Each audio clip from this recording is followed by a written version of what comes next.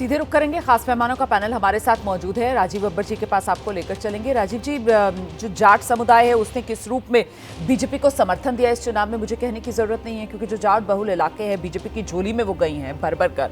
ऐसे में सवाल ये कि एक परंपरा जो अभी तक दिल्ली में देखने के लिए मिली है कि वो दिल्ली की नई दिल्ली वाली सीट, वहां से जो विधायक चुनकर आता है वही दिल्ली का सीएम बनता है, तो क्या बीजेपी के मन में इस बार परंपरा निभाने को लेकर कोई भावना है, या फिर अपनी एक नई परंपरा, उसी की लकीर पार्टी खींचेगी?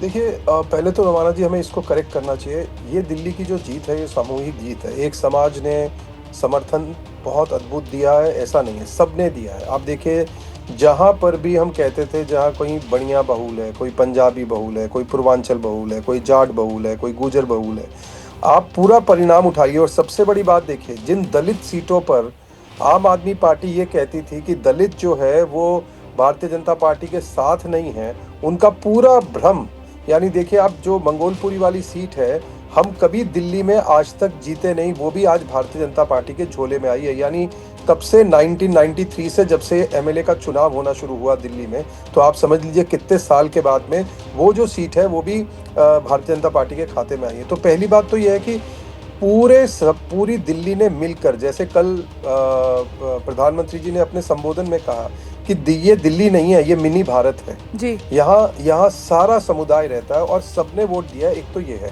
इसलिए सब समाजों का हम धन्यवाद करते हैं। और फिर जहां आप बात करते हैं, देखिए ये सरकार एक एस्पिरेशनल सरकार भी बनेगी। कैसे?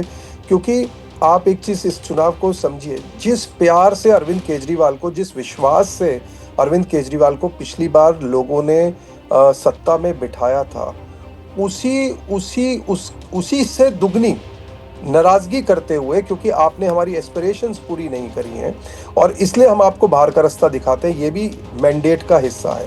दूसरा जो गारंटी की बात है, भारतीय जनता पार्टी ने जो कहा वो किया और हमने अपनी पूरी कम्युनिकेशन में भी ये रखा कि देखिए हम जो कहते हैं हम करते हैं, क्योंकि हमने महाराष्ट्र में महिला सम्मान दिया, हमने छत्तीसगढ़ में महिला सम्मान दिया, हमने उड़ीसा में महिला सम्मान दिया। तो हमने जहाँ कहा हमने किया, और इस आदमी ने जो कहा वो नहीं किया, उसको भी हम बताने में सफल रहे, उसका भी फायदा। और फिर प्रधानमंत्री जी ने जो गारंटी ली है, इसलिए आप ये मान के चलिए।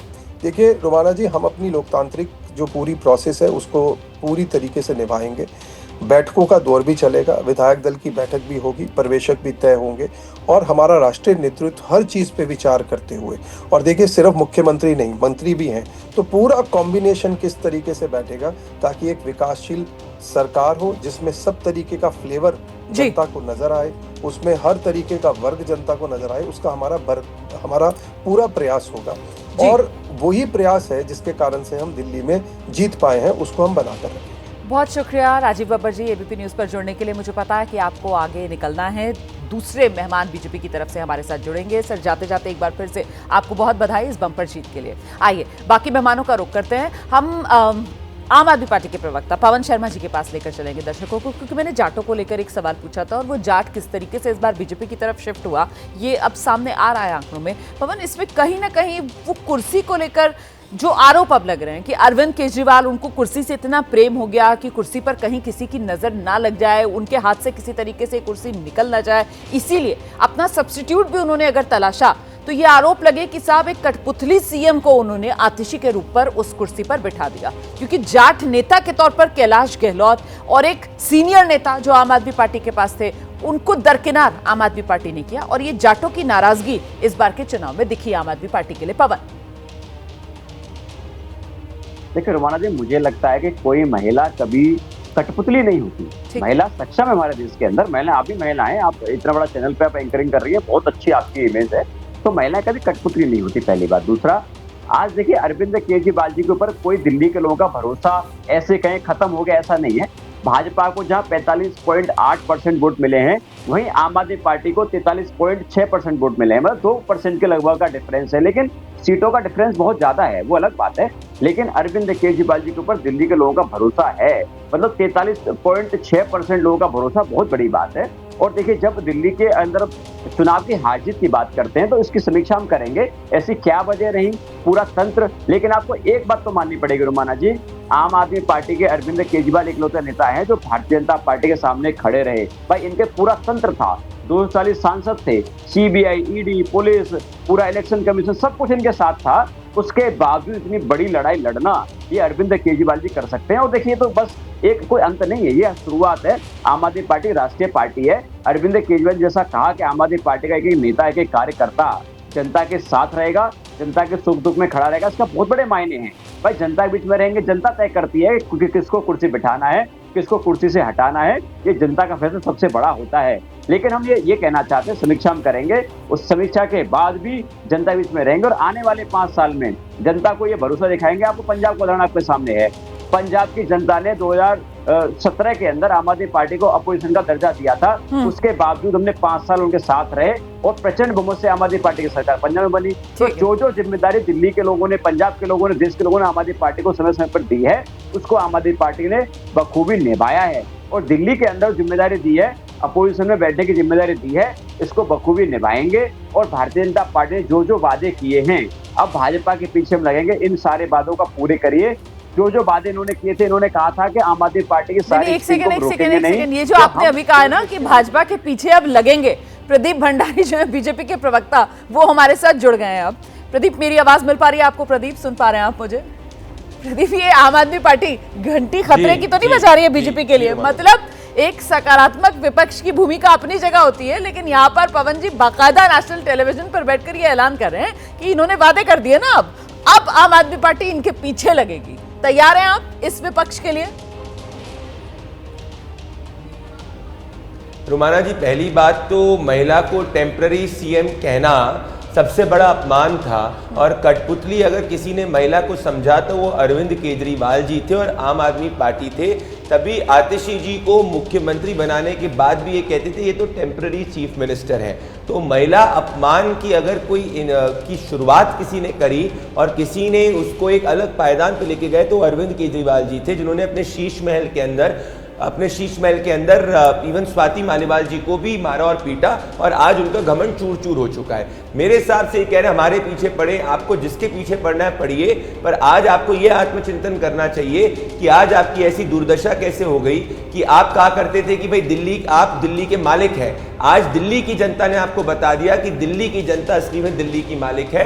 आज आपका घमंड चूर चूर हुआ है। तो ये कोई सामान्य हार नहीं हुई है, ये बड़ी हार हुई है। और रुमाना जी, ये अरविंद केजरीवाल जी के खिलाफ जनादेश है, क्योंकि अगर मुख्यमंत्री खुद हार जाता है और खुद हारने मुख्यमंत्री पद का जो उनका उम्मीदवार है वो खुद हार जाता है और उसके साथ में उनकी पार्टी जिसकी सीट एक समय में 67 हुआ करती थी वो 22 में आ जाती है, जिसका वोट शेयर 60% हुआ करता था वो 40 की तरफ आ जाती है, तो इससे बड़ा एंटी अरविंद केजरीवाल वर्डिक्ट नहीं हो सकता। अगर इसके बाद भी अरविंद केजरीवाल जी के पार्टी के प्रवक्ता को लगता है कि भाई वो पॉपुलर है तो उनको इनकी ये समझ मुबारक हो। मैं जवाब ले लेती हूँ ना, पवन शर्मा बताएंगे, क्योंकि अभी पवन शर्मा मुझे बता रहे थे कि किस तरीके से दिल्ली के लोगों ने नकारा तो है नहीं अरविंद केजरीवाल को, वो सिर्फ वो 2% का जो फर्क है वोट शेयर के अंदर बीजेपी और आम आदमी पार्टी का, वो बता रहे थे। सुन लिया आपने? प्रदीप भंडारी ने आपकी आंखें खोली। सामान्य नहीं, बड़ी हार है। और बड़ी बात तो ये कि अरविंद केजरीवाल ने तो खुद कहा था ना जनता के बीच जाकर, वो तो अपने ऊपर रेफरेंडम मांग रहे थे कि दिल्ली के लोग अगर उनको ईमानदार मानते हैं तो मतलब दिल्ली के लोगों ने ईमानदार नहीं माना। अरविंद केजरीवाल ईमानदार नहीं, दिल्ली के लोगों ने यह फैसला सुना दिया है। पवन शर्मा, रुमाना जी, पहली बात, पीछे लगने से मेरा मतलब है कि भारतीय जनता पार्टी को भागने नहीं देंगे, मेरा मतलब ये था। दूसरी बात, देखिए अरविंद केजरीवाल जी की हार जीत ही अलग की बात है। तो मैं इनसे पूछना चाहता हूँ, क्या 27 साल से भाजपा को दिल्ली के लोग हराते आ रहे हैं, तो भाजपा को दिल्ली के लोग क्या मानते थे? महाकृत मानते थे क्या? ये जनता का फैसला अलग होता है। हालांकि घमंड में प्रदीप भंडारी जी होना कोई भी कुछ भी कह सकते हैं, लेकिन जनता का फैसला पवन फर्क है ना, क्योंकि बीजेपी के नेता ये नहीं कहते थे कि अगर हम ईमानदार हैं तो हमको वोट दो आप, अगर आपको लगता है हम भ्रष्टाचारी हैं तो हमको वोट मत दो। अरविंद केजरीवाल तो जो वो कानूनी लड़ाई लड़ रहे थे उसको जनता के बीच लेकर जा रहे थे ना, और एक बार नहीं 2-2 बार। जब वो मई जून के महीने में लोकसभा चुनाव के लिए प्रचार करने की उनको इजाजत मिली थी और वो बाहर आए थे जनता के बीच, तब भी वो कहते थे कि दिल्ली का बेटा, अगर आप चाहते हो आपका बेटा सलाखों के पीछे ना जाए तो फिर आप मुझे वोट दो, हमें जिता दो, वरना तो ये मुझे फिर सलाखों के पीछे भेज देंगे। अच्छा, इस बार जब विधानसभा चुनाव हुआ तो उन्होंने कहा मैं तो सीएम की कुर्सी से इस्तीफा दे रहा हूं और तभी इस कुर्सी पर बैठूंगा जब दिल्ली के लोग मुझे चुनेंगे। अगर दिल्ली की जनता समझती है मैं ईमानदार हूं तो मुझे वोट दो, तभी मैं सीएम की कुर्सी पर बैठूंगा, वरना तो नहीं। तो तो मतलब दिल्ली के लोगों ने फैसला सुना दिया ना। दिल्ली के लोग अरविंद केजरीवाल को ईमानदार नहीं मानते, मैं ये कह रही हूं। तो रोमाना जी, आप ये कहना चाह रही हैं, भाजपा भी ये कहना चाह रही है कि जो लगभग 44% लोग, दिल्ली के लोग जिन्होंने अरविंद केजरीवाल जी को वोट दिया, वो सारे लोग महाभ्रष्ट हैं? कैसी बातें कर रहे हैं भाई? लोकतंत्र के अंदर जो जनता फैसला सुनाती है वो अलग की बात है, लेकिन जो 44%, लगभग 44% लोग जो हैं, जिन्होंने अरविंद केजरीवाल जी पर भरोसा दिखाया, वो भी इसी दिल्ली के लोग हैं, इसी देश के लोग हैं, इसी देश के नागरिक हैं। उनका भी वोट का अधिकार उतना ही है जो बाकी लोगों का है। हार जीत का फैसला अलग बात है। 2% लोग सिर्फ भारतीय जनता पार्टी के साथ ज्यादा गए हैं, इसका मतलब ये नहीं है कि भारतीय जनता पार्टी बहुत साफ हो गई, अरविंद केजरीवाल बहुत खराब हो गया, ऐसा नहीं है। फैसला आता है जाता है, अलग की बात है। भाई 10 साल पहले हम कहाँ थे? 10 साल पहले आम आदमी पार्टी का नाम भी नहीं था, और आज आम आदमी पार्टी राष्ट्रीय पार्टी है। इसका मतलब ये है कि दिल्ली और देश के लोगों ने हमारे ऊपर, अरविंद केजरीवाल जी ऊपर भरोसा दिखाया, इसकी वजह से राष्ट्रीय पार्टी बने हैं। तो प्रदीप भंडारी से जवाब लेते हैं ना। प्रदीप भंडारी, आम आदमी पार्टी कह रही है कि हार जीत अपनी जगह, लेकिन देखिए ना, अब वोट शेयर में तो सिर्फ 2% का फासला ही है, और ऐसे में आम आदमी पार्टी और उसकी ईमानदारी पर कहीं कोई आंच नहीं आई है। यही कह रहे हैं ना पवन? जवाब ले लेते हैं प्रदीप भंडारी से। रोमाना जी, 10 साल पहले इन्होंने बिल्कुल सही कहा, 10 साल में काफी परिवर्तन आया। 10 साल पहले इन्होंने अन्ना हजारे जी के प्लेटफॉर्म का इस्तेमाल करा और अन्ना हजारे जी के साथ दगाबाजी करी। 10 साल पहले इन्होंने देश के युवाओं को सपने दिखाए, और अगर इन्होंने किसी चीज़ की गारंटी दी तो सिर्फ करप्शन की गारंटी दी।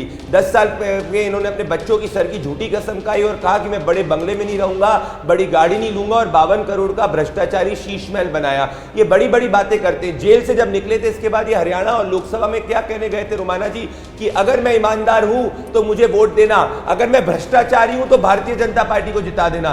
देश की जनता ने दिल्ली में 7 में से 7 सीट इनको हराई और कहा भ्रष्टाचारी हैं, फिर भी नहीं माने। फिर हरियाणा में गए, जो जहां के ये रहने वाले हैं, फिर हरियाणा की गली गली घूमे और कहा कि अगर मैं भ्रष्टाचारी हूं तो मुझे वोट देना, अगर मैं ईमानदार हूं तो मुझे वोट देना। हरियाणा की जनता ने अरविंद केजरीवाल जी की पार्टी की आपदा की जमानत जब्त कर दी, तब भी इनका घमंड नहीं चूर हुआ। इनके खुद के जन्मस्थान लोहारू से इनको 2000 वोट नहीं मिले, तो हरियाणा की जनता ने कहा अरविंद जी आप भ्रष्टाचारी हैं, पर तब भी इनका घमंड नीचे नहीं हुआ, तब भी ये शीश महल को जस्टिफाई करते रह गए, और फिर वापस से दिल्ली के गली गली में घूम के बोले कि मैं ईमानदार हूं, अगर मैं ईमानदार हूं तो मुझे वोट देना, अगर मैं भ्रष्टाचारी हूं तो भारतीय जनता पार्टी को जिता देना। तो दिल्ली ने भी कहा कि आप भ्रष्टाचारी थे, हैं और भ्रष्टाचारी रहेंगे। 10 साल पहले राजनीति बदलने आए थे, 10 साल में राजनीति तो मोदी जी ने बदल दी, ईमानदार राजनीति की शुरुआत मोदी जी ने कर दी।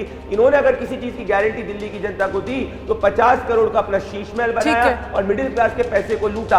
अब मैं इनसे ये कहना चाहता हूं कि आत्मचिंतन करिए, ऐसा ना हो कि आपकी जो पार्टी के लोग हैं वो आपकी भ्रष्टाचारी छवि को देखकर आपको छोड़ना शुरू कर दें। ठीक।